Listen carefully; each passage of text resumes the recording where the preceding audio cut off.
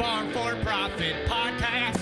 Take a listen, have a blast. Farm4Profit podcast. Learn about farming while having a laugh. Farm4Profit podcast. Hey guys, what are we talking about today? We're talking livestock. We are talking livestock. Beef. Right, we are talking livestock. I'm Dane with Performance Livestock Analytics. Today we're talking livestock and performance beef software. Can I challenge you? You can challenge me. I want the intro under a minute. Do you think you can do that? You think you can do an intro in under a Heck minute? yeah. All right. Hold on, let me get it. Let me get Hold your let me get the Oh, stopwatch. he's got the up. stopwatch. Then he's Now, gonna does go it like count? Because you know we're gonna leave this in the audio. Does this no part of no the this intro doesn't count because you're gonna pull this out. Where is the stopwatch? Go to your alarm. And it should be in the same Clock. selection as your alarm. Oh, there it is. Yeah, I don't know what an alarm is. So Tanner's gonna probably do a minute 30, but then you're just gonna like speed it up. That's right. Yeah, sit down, do do it it. fast. All Yeah, right. you can do that. So 3, 2, 1, go. I don't remember how I start. Now you're stalling. Welcome back to the Farm Oh, yeah, for there you Profit podcast. Welcome back to the Farm4Profit podcast. This is Tanner. This is Corey. And this is Dave. We are excited to tackle another topic that you've brought to us, and you sent those to us, farm4profitllc@gmail.com, or you texted in just like this listener did at 515-207-9640. We got a text that said, I would be interested in you doing a show talking about sales reps. What do farmers like, dislike, who would you go to, and for what? So I asked, I said, what's the background for this? Oh, they need a good handicap. They're going into sales. Young listener going into sales, wants to start off on the right foot. Said, love it. Thanks for the podcast. So you can send all of your ideas to us. We love getting those messages, and that helps us make content move forward. 42 seconds. Congratulations. Good job on They that. need to listen to, remember the sales guy we talked to in not Australia, but north of Australia? Yeah, for New Zealand, for Yes. negotiation. Negotiations. But there's a sales guy specifically. He's got his own podcast. Yeah. I'm trying to think of what it is, and I can't think of it right now. But You're killing my minute. There's a minute. There's a minute. All right, listeners, it's important for us to get right into this topic today. We've actually been wanting to have him on for a while. Yes. It just, his gatekeepers are great. He's got a good team around him. Interesting. Great, I did not great realize team that. around him. But excited to bring in the CEO of Performance Livestock Analytics. Dane, welcome to the podcast. Yeah, thanks for having me, guys. You are technically the CEO. yeah, Again, yeah, you could. Sure. right? Yeah, co-founder, CEO. I Myself love this. and Dustin Balsley co-founded the business. cool. So two Dane Kuper. co-founders. So we go way back. Cooper. Went Well, to this Iowa ought to be State, good. right? What year did you graduate Iowa State? 2008. 2008. So you were there for 2 years as I was there. But really, I think we hung out more after college a little bit when I came up to see my buddies, the Relos. They always had their Christmas party and all that up in your neck of the woods. Yeah, of course. Great And, crew. yeah, maybe had a few too many beers or whatever a couple times. But, yeah, it's been fun. Yeah, no, it's been interesting following you guys and the podcast and everything else and farming. And so, yeah, glad to be here. So we're here to talk performance livestock analytics, but we got to get to how you got to that point, right? So, like I said, you went to Iowa State. You grew up on a farm. Yeah, I grew up on a hog farm. And Hog guy. Makes Tell you sense. what. Yeah, And- I'm gonna go to cattle. they call them short leggers. I've Yeah, noticed. short leggers. What a special opportunity for you listeners. Now through the end of August, we have the Maya 3x3x3 campaign. What's 3x3x3?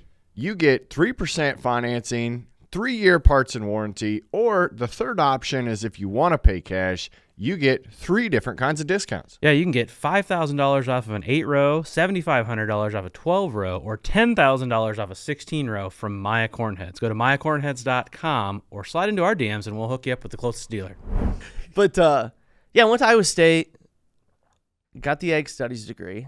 And like Perfect. every ag studies major, you go because it's the easiest degree to get. Uh-huh, But you really don't know what you want to do in life. Right. And that was me. Yeah. Like probably a lot of other ag studies majors. And honestly, that's fine, right? I think it kind of takes you on a journey to figure out what you want to do, where you want to go. You don't pigeonhole yourself. And so, yeah, out of college, I went to work for, well, not right out of college, But soon after college, went to work for Wells Fargo selling crop insurance. Okay. Grinnell, Iowa. Never had been in that area, but a nice area. But started selling crop insurance. And if you know crop insurance, it's just a tough business because it's a federally standardized product process. And but there was a new product that came out, total weather insurance, through a startup out of San Francisco.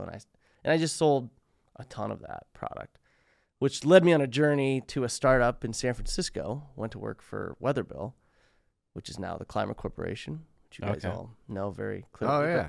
But what a lot of people don't realize is the Climate Corporation was a failed weather insurance business, effectively. Did you know that? That pivoted. I think I was I going do. to say, everybody pivots, though. Yeah. Right. And so when I started there, they actually called me and said, hey, do you want to come work for us? Because you sold a ton of this product. The reason I sold a ton of it, because I couldn't get anyone to move their federal crop insurance to me as a crop insurance agent. So I think I started as like the 24th employee out at that company. Huh. Basically their first sales rep. And from, what was that, from 2010 all the way to November of 2014, sold to Monsanto. We had went through that whole process of growing a startup, pivoting to like this crop insights platform that David Friedberg, the founder, had really envisioned and set out to do, and really pivoted all the engineers and everything as far as that goes. And so through that journey and that acquisition of Monsanto, here I was a farm kid that had grown up in Iowa. I had started my own kind of cattle operation, and I was trying to figure out, hey, how do I kind of better manage my cattle operation and work my full-time job, do this? And there just wasn't a relevant technology out there to help me do it. So we just started the process of going to work on it. See, I was under the misunderstanding that you built this while you were at Iowa State. This was after. I don't think I had the right. He was in ag studies. I was going to ask. When he said that was the light bulb moment. I was in ag studies. Exactly. No, he wasn't thinking about that. So most entrepreneurs start up, they use Iowa State has the startup engine. Did you utilize any grow your business program like that through one of the universities?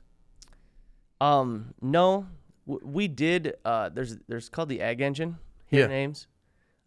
They did make a $50,000 investment into our business initially, but as far as we didn't use those resources because we were, I was 8 years out of college, when we started the business. Yeah, and I think even like 2008, if you graduated 2008, I think that might have been the first year or one of the first years of the Ag Entrepreneur program. Yep. Because I was one of the first classes, and I know I didn't take that my freshman or sophomore. I was gonna say I don't.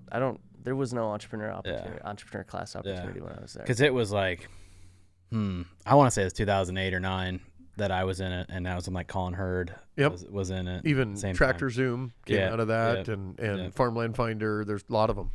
So he was a little ahead of his time to bounce off that. So he just did it all himself with no help, right? No. Well, honestly, it was the experience at Climate.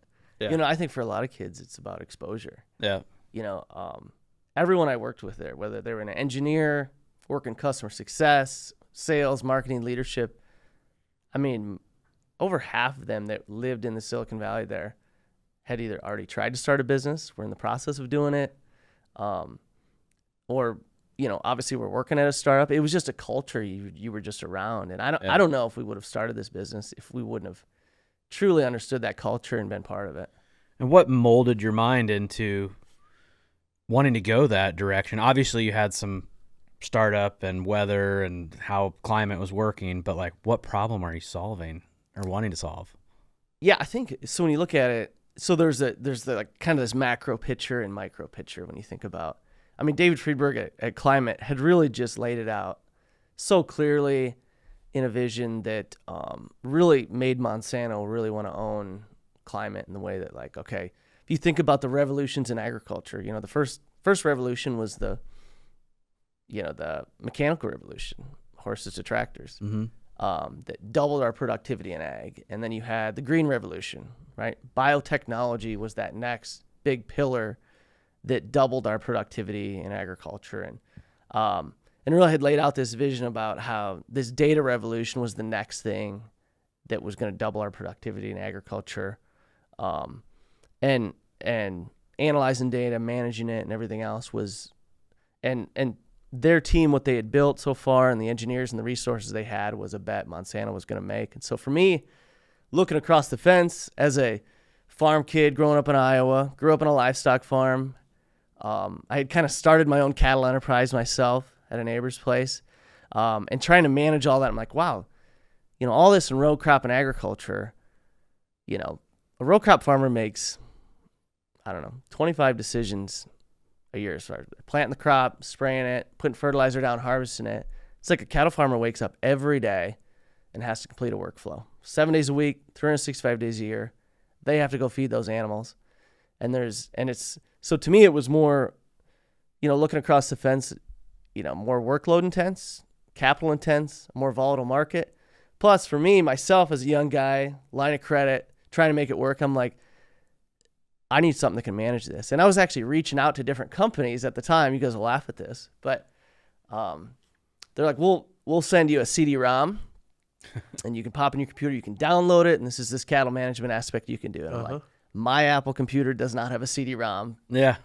that I can put in it. So I was like, we live in a world where we're now connected, more connected mobile devices than people, but there just wasn't anything relevant that I could go use. So I'd say you could combine that experience with like, hey, let's go do this. Right. I grew up grinding feed for our hog farm, and we just had feed sheets. So the top line is an Excel sheet printed off. The top line was the recommended ration for whatever, age of pig you were trying to feed. And then I had to write down how many actual pounds I put into that grinder mixer of corn, and then the soybean meal, and then the premix. That way Dad and Mom would know if I was off or made a mistake. Yep. It was all done manually. But then I married into a fat cattle feedlot, and before they got introduced to your product, I couldn't believe how much they had stored in their head for how they did things every day. I think honestly that's a big part of it. If you think of the father-son dynamic on a lot of farming operations, the dad's in charge, still makes decisions, and the son's there like backing him up, doing the labor. But that knowledge transfer is hard. It's not really planned. They kind of learn it, but like understanding how things are being done. But there was another level there that I think a lot of the next generation on these cattle operations didn't have access to. I would say even Dustin Balsey, my partner, grew up on a cattle feedlot operation. He himself didn't know, what the numbers were on the cattle operation. He knew how to go do chores, do all that, but his dad never really gave him access. Now today with like Performance Beef, the software, you can look real time, the son's in there, the dad's in there, the worker's in there. They can see this is what the cattle weigh today. Here's been our daily gain, our conversion rates. Here's our step-up rations from one ration to second to third. And here's how they're formulated. Here's how we go to the next ration. I mean, there's just so many cool stories about father, sons working together through Performance Beef and just at a whole nother level. So how did you get the buy-in from the cattle producers? I think of our podcast. There are a million different softwares out there that can get our stuff to the internet, show us analytics, show us rate of return, show us if we're doing a good job. How do you weed through the garbage to find the good?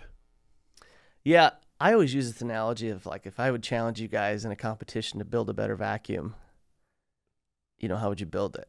And a lot of people think whichever vacuum sucks more dirt is the better vacuum, right? But that's not why my wife pushes the Dyson across the kitchen room floor and pushes Cheerios around, right? Like, it's not the better vacuum. I always joke my mom had a Kirby vacuum that would suck a hole in the carpet if you left it there too long. It would burn a hole in the carpet. Today my wife pushes Cheerios across the floor with a Dyson that isn't a very good vacuum. So define good. What's better?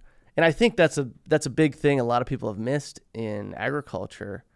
In building software, is like, our algorithm's the best, our data analysis is the best, but the user experience has to be the best. It has to be there. And so that's honestly one thing I learned probably at Climate as we designed this out was, what we did at Climate, we transitioned to the row crop, data insights. They bought 640 Labs, which is now that puck you plug into the tractor.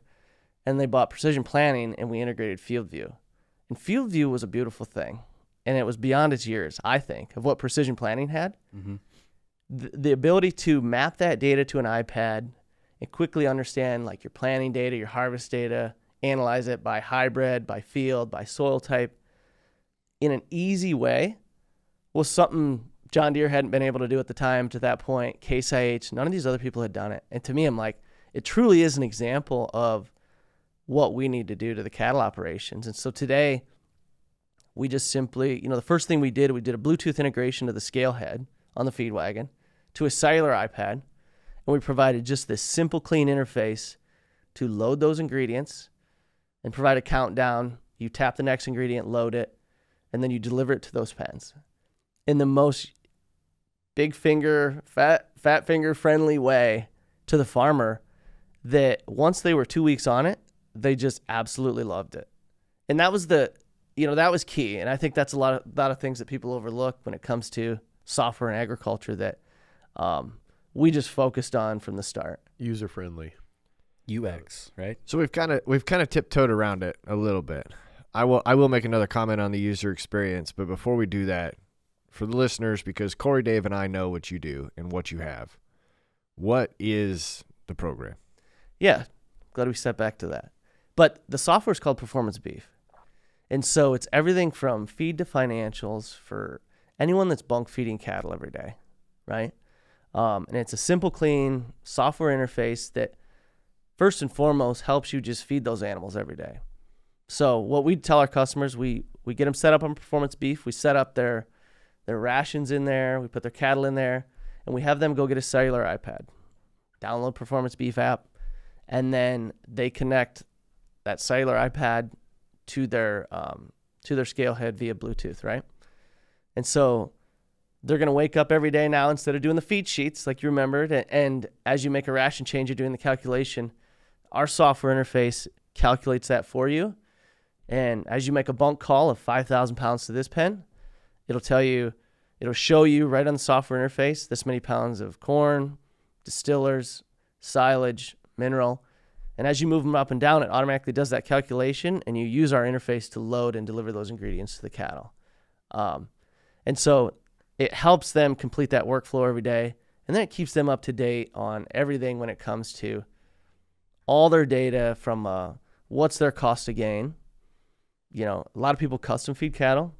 They can automatically invoice out at the end of the month. They can see their break-evens real time, what the cattle weigh. So I always say it's everything from feed to financials in a very simple way and a software that they can just use every day. Actually, an interesting stat, our customers use our software over 4 hours a day on average. Does that count towards their screen time of TikTok and scrolling through everything else? I was working. Well, actually, back in the day when farmers used to have data plans, like less unlimited data, this farmer called me and said, "Hey, I'm going to give you a heads up. My wife's going to call you because we got way overcharged on our cellular plan." He's like, "I've been watching football, streaming football on this." That's where I was feeding cattle. He goes, I kind of blamed it on the app. And you're probably going to get a call and get chewed out for this, but it was actually me streaming on the iPad as I was choring and doing other stuff, So it was kind of funny that they use the iPad more than just watching football. The software. So does it?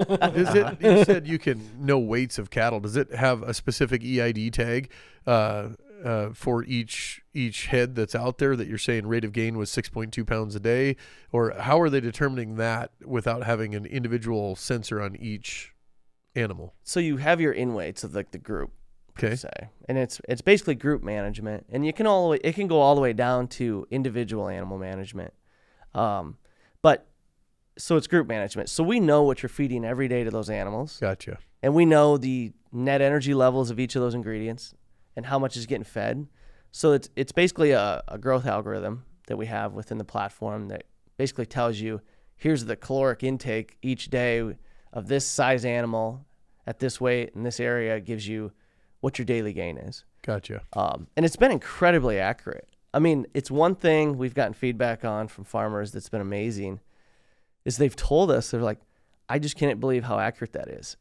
There's a lot of variables that are different on every farm, but one thing that's remained true is guys will sell cattle out and be like, those cattle weighed, right, 1530, and it was within 10 pounds every time, which is hard to do. Like I said, there's still a lot of open variables on those farms, but it knows, what you've mixed and what you've delivered to a specific size, and that algorithm's really been honed in to show producers exactly, bang, today, here's your costs, here's what they weigh, and here's your break even. So does your software just give data of what you've done, or does it give suggestions of how to be better? So example, if we knew that we fed this and it got us 6.2 pounds a day, and we fed that and it got us 5, is it going to make suggestions to us and say, hey, when you were feeding dry DDGs, you did better, and your cumulative group rate of gain was better? Yeah, it's actually one thing we've done since we've spun the business back. In 2023, we spun the business back from Zoetis. We put a lot of energy and time into those analytics and dashboard reporting, and integrating this AI tool right now to help producers do that, because you start to see, you have a lot of customers now that are on 3, 4, 5 years of this platform. Yeah. And we had our user conference in Sioux City this year. We had 350 customers come and spend 2 days with us. But we were pulling some of this for these customers real time. And it was just amazing. Even looking over the shoulder, I'm like, wow, you should buy more cattle from this source. Okay, that's what I was curious. Because this source of cattle basically showed like 0.3 of daily gain better than cattle he was getting at other sources. And this guy didn't know it until we had pulled that up right then and there. So I think the data was all there, but it wasn't quite there yet to like give you the true analytics. And now it is. We call it dashboard analytics, but it's been really insightful that they can start to see things they didn't see before. This is truly farm-for-profit type stuff. It is. So when you started out, this was purely algorithm. Like someone made that, right? Now AI is a huge, huge thing. And you can feed all that information in there. So the data was there, but now hopefully with AI, it's making that decision and benchmarking. Can you bring other, like kind cattle producers in and go, hey, this person's doing this, and help other people out? Yeah. So Elanco has their Elanco benchmark that we've integrated. We built the full front end interface for them within our platform. So it has by region, by cattle profile, it's a pretty good, you just have to opt into that. Yeah. And then you have to opt in to share your data, and then you get the analytics back on all that benchmarking. But yeah, that's traditional benchmarking, but I even think, just the benchmarking themselves across, if you think about cattle operation, every year there's different feed stuff. Sometimes they're putting up wet hay, sometimes they're putting up earlage, silage, and they really don't go back and look year over year over year to say, okay, where am I getting the best performance? Should I be putting up high moisture corn instead of earlage, or silage instead of, or feeding less distillers more? And I think in prior years, a lot of times those recommendations change. From when we first started feeding distillers, since the inception of it, when they were giving it to feedlots for free, till today, that management's changed. So that's where them even looking back year over year of where they were hitting performance and what were those things that were different. A lot of cool things coming out of it. Yeah, Corey, you're my seed rep, so I trust you so that I don't have to do the math. I tell you, hey, this is my yield I got last year.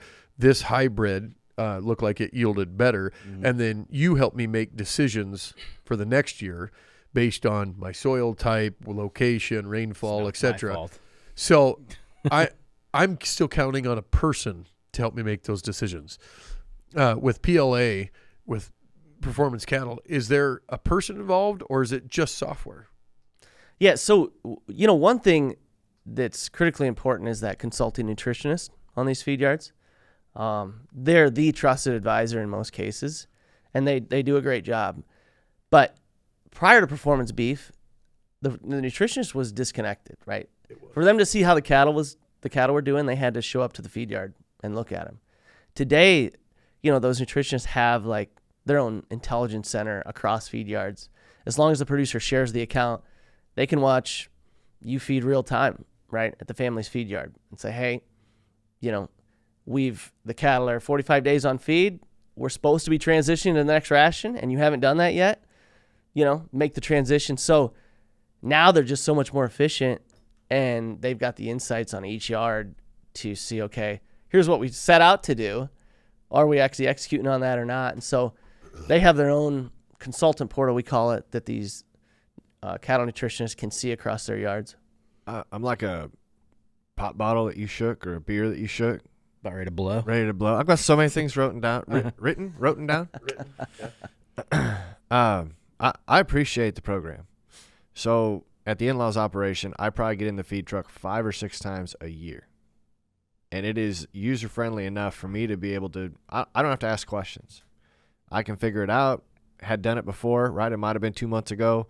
Typically it's a holiday, whatever that looks like. It is user-friendly enough for that to happen. Also user-friendly enough for my not tech-savvy father-in-law to be able to use it. And for, easy enough and comfortable enough for my nephew that's a teenager can jump in and use it. So all across the board there. But their operation is set up to where it's shared with a lot of different people. Custom feed. So the owner of the cattle gets access to what's happening on our feed yard.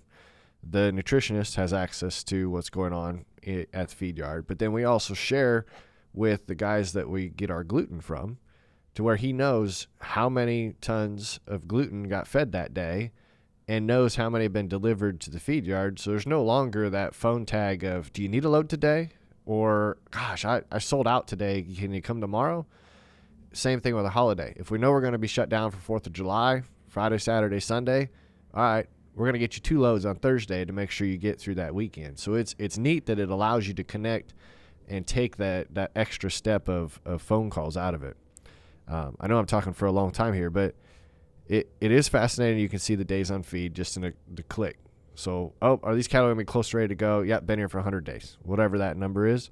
Instead of having to go back to your little notepad, pull it up, or go eyeball the pen. Yeah, these guys look like they're 1350. These are 1520. Those need to go or not.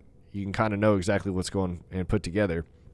But I view this, Dave, kind of like the John Deere ops of the feed yard. We can see what's going on. We can see when one user is not doing as well as another user. We struggled earlier this summer trying to figure out why the cattle were not cleaning the bunks up Monday afternoons. It just was strange. Like, is it just Mondays were always hot? Were we always getting rain on Sunday? Mondays suck. What was it? No. Weekend help was not sticking within That's what I was gonna say. Guided rations. Mm-hmm. And you could pull it up and look at the charts to see when you exceeded of this ingredient or shorted on this ingredient, and it was messing them up. Cattle are finicky. If you can get them on a traditional ration and stay consistent, they perform extremely well. As soon as you mess that up a little bit, so we made some changes. By we, it wasn't my decision, but somebody's no longer able to operate the payloader. Yeah, I feel like we've kind of gamified the loading and delivery app. We call it the scale app. But it's a countdown to 0, and when it hits 0, it's blinking red. You said gamified? Gamified. Oh, gamified. I was like, what is gamified? But it naturally makes you want to nail it when you load those ingredients and deliver to the bunk. Because, Sunday they were getting overfed, which is why they had too much feed in the bunk Monday. And with cattle, you see that people that are hitting the top performance of daily gain and conversions are managing the bunk perfectly, are loading and delivering as good as they can. Like, you see a difference of performance just when it comes to that daily workflow. You think of just make sure feed stays in front of them. It's really not the case. It's like they have to nail it when it comes to managing the bunk. And we've seen on operations how they've honed it in from variation of overfeeding 500 pounds of distillers on this load to really getting down to really trying to nail it. And so, and that yields the dividends, as far as more profitability, better conversions, better gains is more dollars in their pocket. And so I feel like it's a natural progression we see. We start someone and they really do clean it up and hone it in from their loading and delivery. Yeah, it's wild. Growing up on a hog farm compared to learning the way you feed cattle. Hog or full feed. Feeders open all day, pound it to them, right? Cattle, it just always surprised me that for our operation, what makes it best is you want them a little bit hungry. You want that bunk lick clean by a certain time and then feed at a certain other time. and that's your best performance. And anything off of that, cleaned up too early, still feeding a bunk, you just wasted gain. Tell me you have integrated timing for when we should sell. So we study the analytics of what the cattle market's doing. We study all of the auction houses. We study what JBS, Packerland, American Foods is all doing for what they're giving for a rate. And then you have a suggestion for when to time, like, hey, let's back off the feed a little bit so they hit 1530 right on this date because we predict that it's going to be better cash crop. Yeah, I think that depends on where you're at. In Iowa, where it's never time to sell. Like, we feed them to 1,800 pounds, and we're still not done. But so one thing that's neat on the growth model is it is, the bigger the animal, the more net energy maintenance it takes, right? They burn more calories versus what they consume at a heavier weight. So your cost of gain is more to put on a pound of gain at 1,400 pounds than when that animal was 500 pounds, right? Their conversion just gets way worse because there's just so much energy they're using to maintain and keep their weight. So one thing a lot of people really look at in the program, in this market it's harder because it's like, it's 235 per pound fat cattle and it's like feed them. But in prior markets, it's been like, hey, my cost of gain is now hitting $1.50 a pound. The market's $1.40 a pound. Like there's all decision. There's a loss there. Do I spray fungicide because crop prices are down and the juice isn't worth the squeeze? Yeah. You need a button. Is the juice worth the squeeze today? But now there's a variation of the question that you asked that they do offer through your Cattle Krush program. But yeah, that's right. That's at the beginning. That's even before you bought the cattle. Yeah, and actually Cattle Krush was the first thing we came out with. And any of the listeners can look it up. It's Cattle Krush, but with a K, cattlekrush.com. Do you regret that? Because you got to explain it every time? So when Candy Crush came out? Like Farm4Profit, we always have to say it's the number 4 in the middle. I don't know. I never thought about that. You just never look back, especially when you're starting. That's fair. Like, you could look back every day. Yeah, we look back a lot. It's the first thing we came out with was basically that auction advisor. And that's what it was doing, is saying, okay, if I buy this size animal and it goes into this market and my cost of gain is this, what's that crush?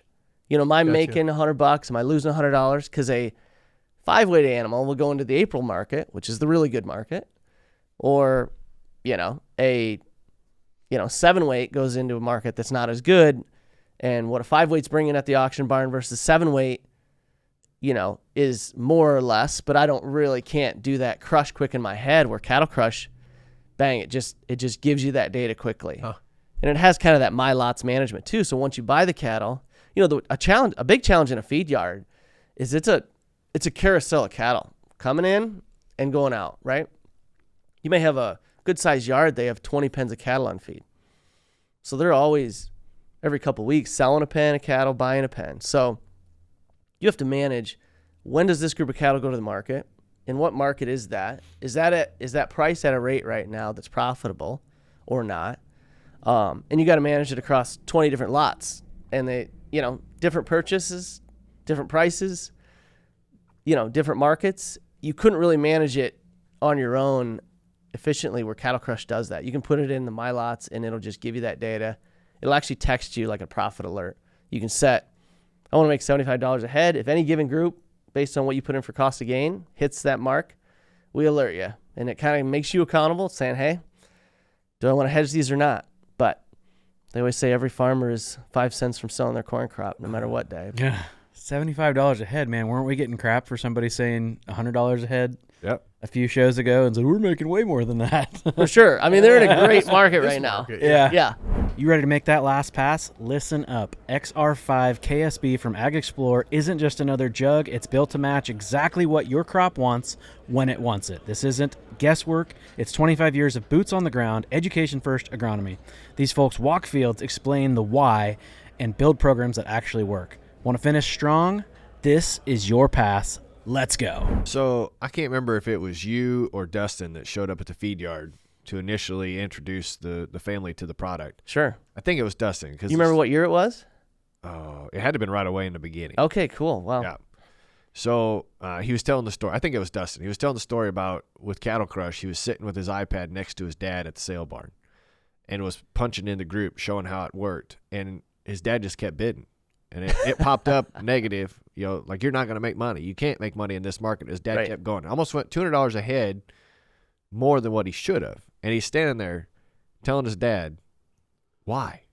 Well, this is the group I came here to buy. I was going to buy it. Grow cattle. Right. That's the group I wanted. I Yeah. wanted to go buy that group of cattle. So it was the light bulb moment of, okay, this is harder to sell at the beginning than what we thought, because a lot of those cattle buyers are just that way. No, it's time to fill this pen. Yeah. These are the cattle I want.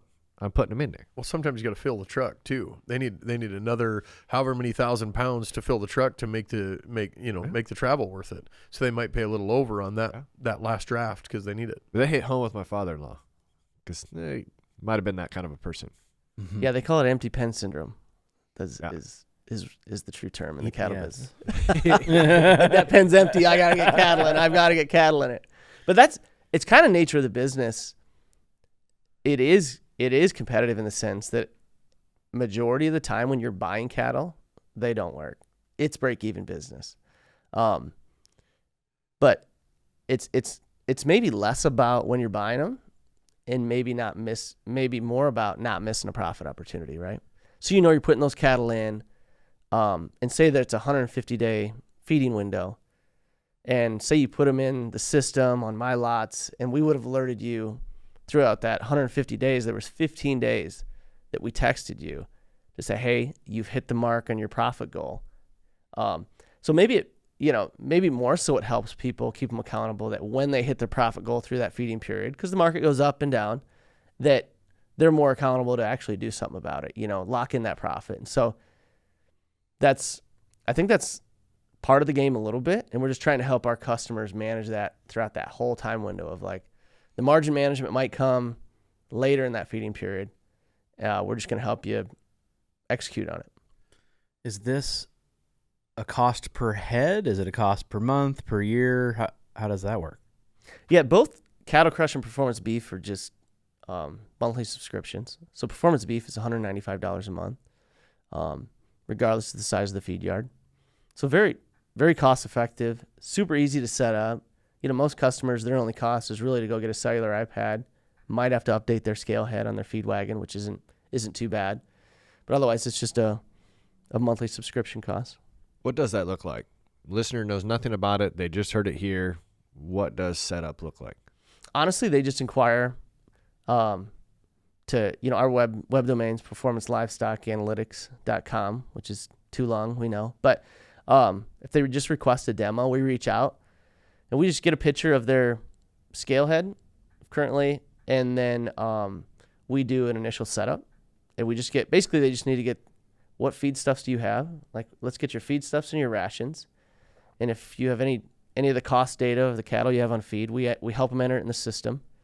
And then we send one of our regional team members out to go feed with them the first time. And we might be there for an hour or two. Otherwise, we just do real-time support over the phone.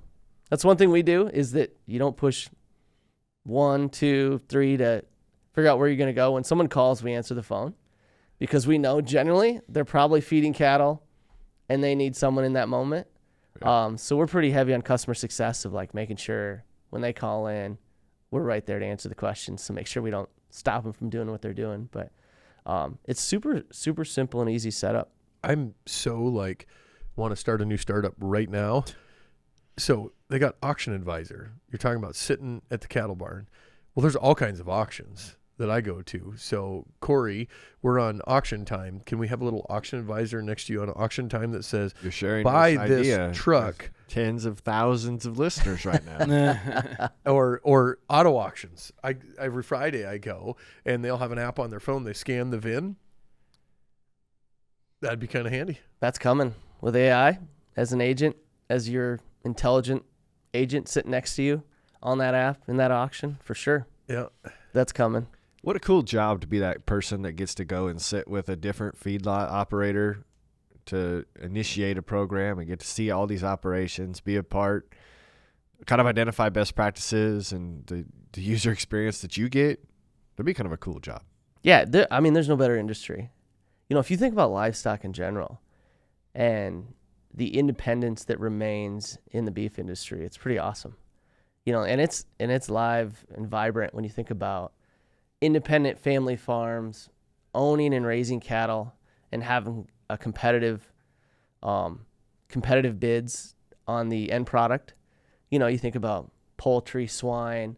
There's just so many of those industries that have lost a lot of their independence, where it seems like the cattle industry is live and well. It's the last frontier. It honestly feels like it. I always call it that too. I call it the last frontier. I was just thinking though, when do auctions die? Because now everybody has the advisor and they all know the break even, so they all stop at the same spot. Where does the competitive bidding happen anymore? They don't, because they all have AI to tell them, oh, it's only worth this much money.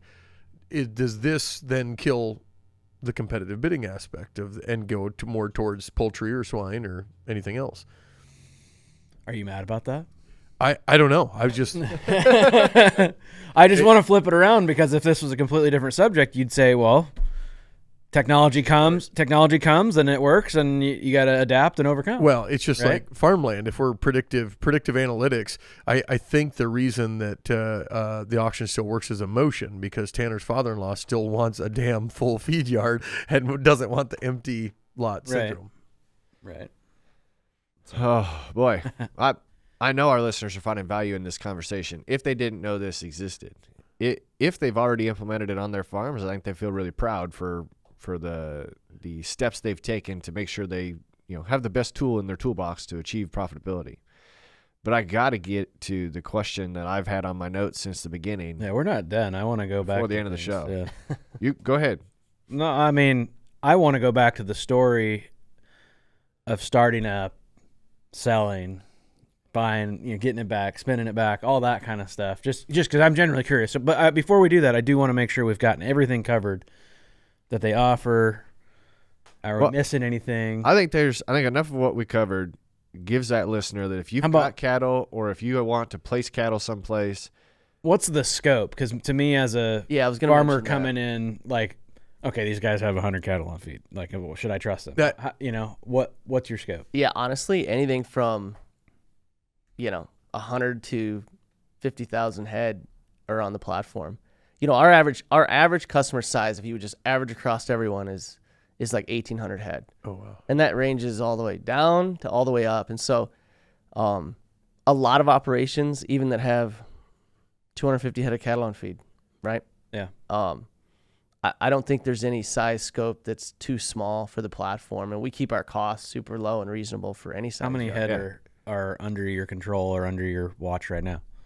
So, in 2024, there's about 10 million head of cattle that went through the platform. That would be that got bought and sold through the platform. How many head of cattle get marketed throughout a year in the United States? Anybody? Good question. Dealer? Chat? Just kind of know that. I think it's 30-some million. But well, take a guess, Dave. What's your guess? I don't know. I don't even know. No idea. We're looking it up. Livestock Marketing Association can help you with that. Should have my number straight. Magic of editing right here, huh? Well, no, that's not your number. This is live show. 27 million cattle and calves, are slaughtered through federally inspected processing facilities. For instance, in May 2024 alone, approximately 2.697 million head were slaughtered. If you multiply that by 12, it equals roughly 32 million annually through slaughter totals. But they fluctuate seasonally. Yeah. My chat gave me 22 to 27 million. There you go. So you were close. So you had a third of the cattle on feed. Yeah. I mean, that's right. That's huge. Yeah, you've got your really big corporate yards in the panhandle, and they may be using like an in-house system or whatever else. Sure. But prior, I always say the independent cattle producer might have been at a disadvantage in the way the systems that the corporate yards had on their yards, as far as knowing their data, running a business, being able to execute on risk management, cost of gain. It's like, I don't feel like they got the advantage anymore. Like we have provided the independent cattle producer at a cost that I feel is super reasonable, the ability to manage their farm and operation the way the biggest corporates do from a data management software standpoint. And so we're proud of that. I mean, we just love the independence of this, and Dustin and myself are both independent cattle feeders, and the fact that we can serve that is super important to us. It's called Performance Livestock Analytics, but the software is Performance Beef. That's right. Is there Performance Swine? Performance Equine? What do you got? That's- Is there show performance? There's not. It's really been. There's so many things we can do for our customers yet. We think about it like in PLA 1.0 prior to selling to Zoetis. It was like really providing a software business management tool to our customers. Yeah. Right. That's how you could have defined us. Like 2.0, we're saying how do we become more of that production system partner for the people we serve? What else can we do for them through the platform that helps them really manage their business, that we're that business partner almost in the sense of how we serve them? And so I'd say that's kind of the journey we're on. I think there's some things we're launching this fall that are going to help us do that and go toward that direction. We're super excited about. Most software that I use, they're an out of the box when they start, and everybody does it this way, and we have to keep it pretty single stack. I'm going to call it, okay, so that when you make an update, everybody's the same. Is there any custom users of yours? And what I'm going to go to, long question here. If Tanner also uses the manure, well then his calculation of what he uses on crops, he also gets bang for his buck over here. Or Bill Rubis, who was on the podcast, they had where they were capturing gas, and then there's other ways to make money. Really, you just have right now, I think, that single stack of here's what the beef cost is. Have you integrated? Here's the question: have you integrated any other revenues to make money from the same cattle? As far as we're really just managing the business of the feed yard, right? Of the cattle feeding operation. And it's a good question because a lot of our customers have row crop operations that correct. they're chopping the feed, putting it in the bunk, putting the manure back on the land. So there's, to run that right, you should be buying the livestock operation should be buying that feed stuff or have a value, right? Because it does cost you money to run over, and then they should be selling the manure back. Am I wrong in saying that? Well, I was just thinking, everybody uses that. Everybody has a different operation to where they use whatever they can to make any dime they can. But then when I was looking at Auction Advisor, well, that might not take into consideration the 7 other ways I make money off the cattle. Yeah, it's been so interesting. Everyone's found their own little way to use the platform. We have swine producers that use it, bison, raising buffalo in feedlots using the platform. We have large sheep operations in Australia, cattle operations in Argentina. There's so many different groups that do use it in their own way, even in different production systems. So they kind of figure out their way. Like in a swine system, they put in their feed drops into the system whenever they do it to the bin. They put in their daily gain metric, and then they close that group of hogs out. Some independent cattle producers or swine producers do. So it is interesting to see how differently it does get used for different types of livestock. Is there any sensors or anything? I know I use barn talk in my hog barns and just monitoring humidity, temperature, power, all that. Have you guys ever thought about integrating anything like that? So we've integrated all the low frequency tag EID systems. Mm-hmm. So whether it's any Bluetooth low frequency tag reader systems integrated into the platform, we integrated at the chute with the scale head via Bluetooth and cellular iPad, just like we did feeding cattle. Yeah, we've done we have a high frequency a UHF tag offering that we provide our customers. So it's a reader over the chute, reads that animal, weighs it, gives you what its daily interval gain has been since you last weighed it, saying, okay, where's this animal sit versus the bell curve? We just integrated a bunk reading technology that scores and reads the bunks for you. So you put a camera up on each pen over the bunk, and it will score that and provide you bunk management integrated into the system. So that's been a new thing that we just integrated that we've set our first 10 customers up with it. They're pretty excited about it. Because like I said, we were talking earlier, that's a pretty big deal, managing labor and everyone's different way of reading bunks and making sure that just gets done correctly is a big deal in the cattle business. So I think there's going to be more and more of these relevant technologies. We kind of become our own gatekeeper of there is 100 things we could integrate. Right. of knew this, knew that. Yep. But does it work? And are our customers asking for it? Like once we know customers are starting to ask for this integration, we'll integrate it. Right. Because it is kind of that single sign-on business management solution for our customers. So that's kind of how we manage those aspects of what we integrate and provide them. I mean, beef is the last frontier, but just because swine is so vertically integrated, it still doesn't mean there's not individuals that own those pigs or Yeah, there corporations are. that own that. Like, Absolutely. they want this data too. So Yeah. why not go into that? Yeah, we have independent swine producers that do use it in that Okay. sense. But why not an integrator? Why not the mash offs? Like, or do they have their own in-house stuff? Yeah, I think majority of them have some sort of a version of their own in-house stuff.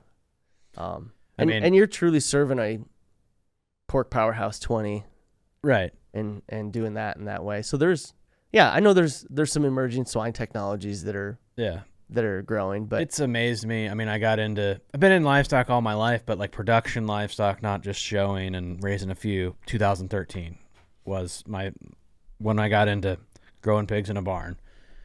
And I just remember making the comment, I feel like we're behind. I feel like we're 10 to 15 years behind in technology from the rest of ag. And ag in general is usually behind the rest of the world. I mean, I have a brother that put up some hog barns for an integrator, I think in the early 2000s. And I remember seeing his daily sheets that he would still fax in. Yeah. That was handwritten until 2 or 3 years ago. Yeah, absolutely.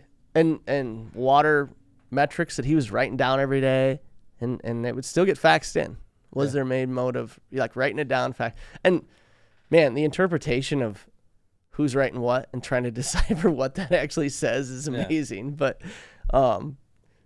But yeah, I think there are new systems and emerging things that have happened in swine. I'm not totally up to date on it, but I mean that industry concerns me a little bit as far as us diving full speed into it. Yeah. I think there's verticals of beef when it comes to serving the cow-calf producer more so with a ranching app, and helping with any traceability system that emerges in beef, make sure we represent our customers in that capacity. So I think there's a ton of opportunity in the vertical we're in to serve versus swine.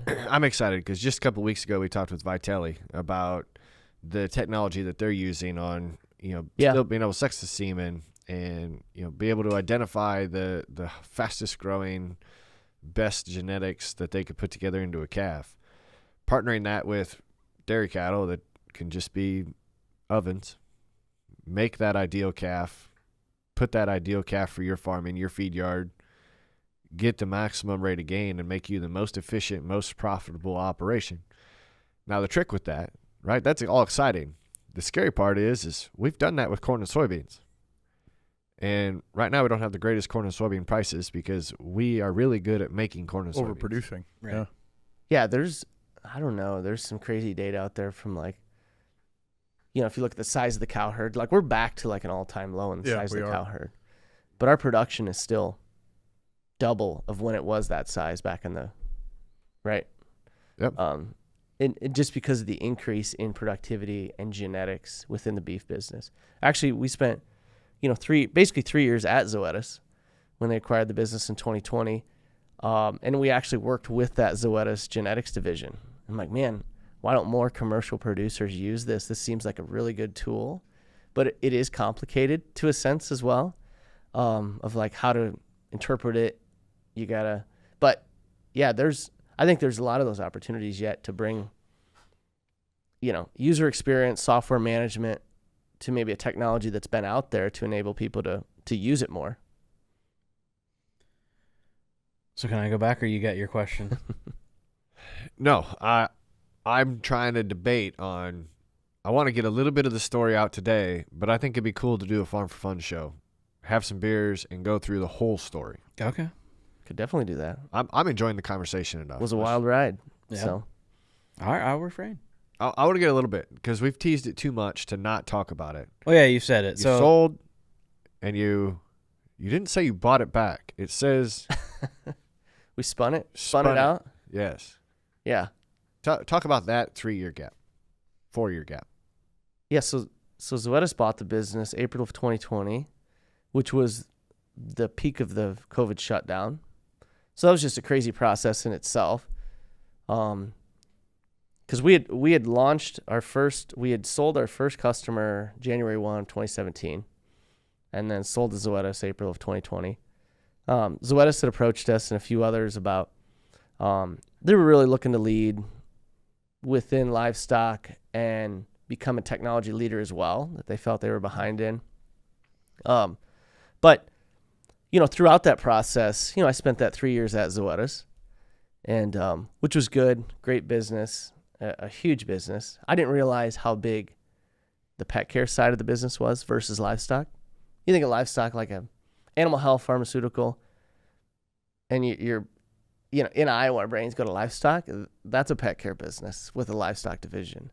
I think almost $8 billion of revenue, less than 2 of it is livestock. Really? Wow. And just amazing growth metrics. If you think about one other thing that happened during COVID, was pet shelters got cleared out. People were isolated, bored, and went and got a pet. Yeah. Or they paid more attention to their pet. And so they're like, oh, Fluffy's itching. I need to go get something for it. Mm-hmm. Right? And so it's inevitable that their pet care division is just hitting amazing growth. But I'd say, throughout that process, the biggest thing was that they maybe found themselves too distracted on too many projects, which gave me the opportunity to go to them and say, hey, what if I was able to bring this thing back, spin it out, let you guys focus on your efforts a little more of some of these big key projects. And they considered it, and we did it, it was a really good thing for everyone. Mm-hmm. Because Dustin had left the business. Corporate America wasn't for him. Plus, he had a young family, was coming in on the farm, and was able to bring him back in the business as well when we spun it out. So, yeah. I mean, obviously, there was a ton of more dynamics and small stories to this sales spin out. But yeah, it ended up being really good. I think our customers, we hit our highest growth quarter, the quarter after the spin out. I think the market just reacted really well. Of saying, hey, they thought it was pretty cool that we were independent again. And that maybe they didn't want, right, their data or whatever else with Big Brother.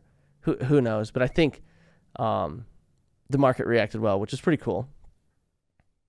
So is it going to be yours to stay? That's the goal. I mean, honestly, those 3 years at Zoetis was the perfect time period we needed for it to grow, spin it back. It's a good, healthy, self-sustaining business that we can operate and grow. So, we always say we're just excited about continuing to grow a good business and serving the independent cattle producer and representing them.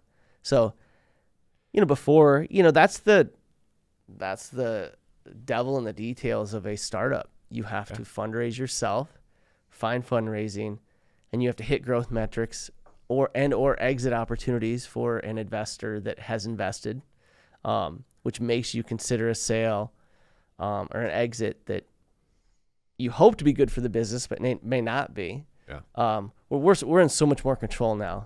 It's like, all right, we own this business. We're going to control the destiny of it, making sure we remain truly core to who we're serving and where this business goes. I mean, you've sold Dave on it. He just got his credit card out, subscribed right there, sitting there. Yeah. You've watched him. Oh, we were Saw sitting that for the 9 head. card out. Or however many you got. We're at 22 now. 22? 22. We're keeping back heifers. Oh, man. Wow. No, That's not a cheap business in this market. no, it's not. No. You'd only be about $100 a head in the software. Yep. They would fall under the pet care. More than pet care. And Pet care Beauty budget. content. No budget on that. Sorry, I cut you off. What were you going to ask? I don't know. I got off there. Oh, my bad. I just got a quick question. What's your preference, tropical snow or Kona ice? Of course, the tropical snow. I mean, let's be real here. There's a big difference real between here. shaved ice and chopped ice or like ground ice. Let's be honest. Shaved is superior? It's just way superior. It's symphony in your mouth versus. Obviously, There's a little nugget for the fun show. Do you remember your first customer? Yeah. Yeah, quite Still- vividly. Still a customer now? Absolutely. Good. You know, that's the thing about a startup. It's like you never feel like you're ready. It's like, oh, we got to build this. We got to get this done before we can launch it. Yeah. We were at a farm show walking around. We were talking to this prospect, and we got in a conversation. It was like he was going to use some Italian-based, scalehead-based software like next week if we couldn't get this to him. And we're like, all right, we're going. We are not going to lose our first customer right here. And we called our engineer. One of our engineers was like, next week, Monday, we're going. He's like, yeah, I don't think so. Yeah. But he ended up working, I don't know, just a crazy amount of hours that week to get the MVP out, and we got it launched. But I think sometimes in life you need that push. Yeah, software guys absolutely. need deadlines. You just go, put it on the line, and go. So that was fun. So that's why we vividly remember that first customer. You do need pushed. Like Dave sent me his neighbor, and I haven't even talked to you about this, but I got a 3D printer for my 9-year-old a couple months ago, and we've just been printing files that have already been made and haven't been creating anything. And Dave's neighbor pushed me to figure out, hey, here's this. I'm not quite creating things, but here's an STL file. Now I got to go download this app on my computer, put it in there, and figure out, oh, shoot, it's not going to print that. I got to build supports for it and all this other stuff in there. And that's what I did this weekend. I made those parts. Took me a couple tries, but we're good. And I'm glad he's like, what do I owe you? I'm like, dude, you don't owe me nothing. I'm just thankful for the push. Yeah. You know? Well, That's that's what I was- the same thing. Go ahead. I always say that about college graduates. Someone needs to be pushing them Yeah. to, you think of it's so competitive and interesting to go work for the big branded companies, and that like those are the elite jobs. But it's like you have an opportunity to go either work for a startup, start a business, and fail, and crawl back into your parents' basement if you need to, Yeah. and start over. We're like, you don't have that life opportunity once you get older with kids. You got a mortgage, you got all that. It's like truly out of college is the time to put it on the line and be like, all right, if I've got something that is worth the risk, now's the time to do it. It's really the only way things get done at Farm4Profit is we get to a point to where someone pushes us. I mean, the most recent one's this soundboard, and it was Dave saying, you just got to use it. So you weren't the first episode recorded on this soundboard, but you are the third. Nice. There we go. So now you know, and Now if we we know. don't have any good audio, what happened? Now we know. Performance Livestock Analytics is the website. That's right. Performance Beef is the program. Yep. Also can look at using Cattle Krush, or that's all integrated together. That's integrated. So if you go to performancelivestockanalytics.com, you'll see both those products on there. And there's a simple requested demo if anyone's interested in either product, and we get in touch with them, walk them through it. So you have a PLA.com. No, that is the People's Liberation Army. So what you need to do is buy .ag. AG is actually for silver, so they're a little bit more expensive. But Yeah, yeah, there's PLA.ag. That could be a thing. I wouldn't mind shortening it by any means, but there's complexities every time we look of like do this, Oh, that, yeah. or whatever, Too and bad what it's already what it taken. represents. That's what I really do on my got one credit I'll cards. sell You you. didn't know. but, I do get all the renewals on GoDaddy right now of like all the web domains I had grabbed and Yeah. thought of initially, and like they renew, and I'm like, I'm just renewing them just for the good I'd love- sake of having I'd them love yet. to Just see that list. memory lane. I'd love to see that list of all the ideas that hasn't come to fruition Yeah, or for failed sure. or whatever. Like those are getting renewed no matter what, Yeah. just as a I still keepsake. have like 15 out there that are, yeah. Well, it's been our pleasure. We appreciate you sharing the insights to our listeners. If, like I said earlier in the show, if they didn't know this program existed, I bet you're going to get calls and reach out, because it does. It fits right into the Farm4Profit brand. Like I said, I've known that it existed. I've been wanting to do this show for a while. Our listeners, again, kind of pushed us into, hey, let's do some more.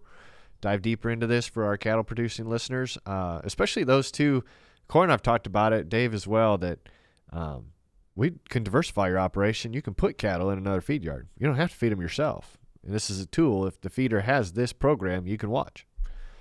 It's more than trust when you look at it that way. Yeah, if I pair this with Vitelli and have someone else do it, I don't see how I could lose. Yeah. I take this. This fall, we're going to have another episode with Balance Forward. That's Yeah. one of the conversations we've had of, Yeah. it'd be cool to see Sure, yeah. Vitelli genetics and information there tied into PLA with some of the marketing tools that Balance Forward has to offer. Yeah. Be a nice little suite put together. But last thing I think, my idea is we need their team to build us a workflow software for podcasting. This show just got done. Where did it get uploaded? What's the editor doing? There we go. See if we can get that. Wow. Yeah. But So you just upload the file and then it sends it. It Yep. gives the instructions. It gives all the right due people have date. access to it. Yeah. Absolutely. Salesforce will do it for you. There it is. But no, pleasure. I can't wait till we do this again. Maybe we get your partner in the room as well. But I'm looking forward to having more conversations about this. Listeners, thank you so much for sharing the desire to learn more about this topic. Because, like I said, it's been in our pocket for a while, and sometimes we just need those extra text messages. You guys good? Got more questions? Performance Livestock Analytics. So good, I could use it. Until next time, have a good one.